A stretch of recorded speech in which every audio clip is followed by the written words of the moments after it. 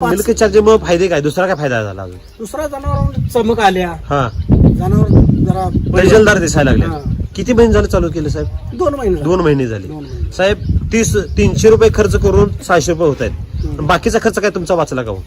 बाकीचं औषध पाणी काय नाहीच लागत, बर दुसरं काय वापरतच नाही. बर, म्हणजे बाकीचा पण काही खर्च नाही. काय साहेब तुम्ही आता किती वर्षाला दुग्ध व्यवसाय करताय म्हणला? 3 वर्ष 3 वर्षाला करताय. म्हणजे तुम्हाला दुग्ध व्यवसाय मधला पूर्ण अनुभव आहे. हम्म. तुम्ही आतापर्यंत असली उत्पादन म्हणजे जी काय सप्लिमेंटरी जे आहेत ती किती कंपनीचे वापरले असतील? ऑलरेडी 2-4 कंपनीच्या वापरलेल्या, वापरल्या. त्याचा काय रिझल्ट वाटला नाही. कधीच रिझल्ट वाटला नाही. हम्म.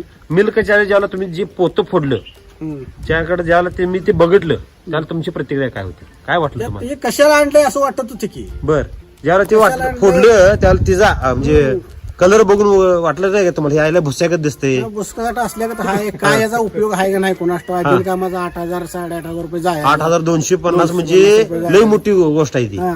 बर, याचा रिझल्ट आहे का नाही. हा भावाला सुद्धा, आमच्या भावाला आणलं, भावाला म्हटलं काय रिझल्ट नाही, काय नाही, कशाला आणलंय. हा, हा. बघू म्हटलं, चार तर म्हटलं रिझल्ट लागू हा. नाहीतर नाही लागू, बर बर आपलं आणलंय चारून टाकूया. बर बर, एक 15 दिवस गेल्यानंतर फरक पडायचा. फरक पडायला चालू झाला. ते आता कंटिन्यू चालू झालाय.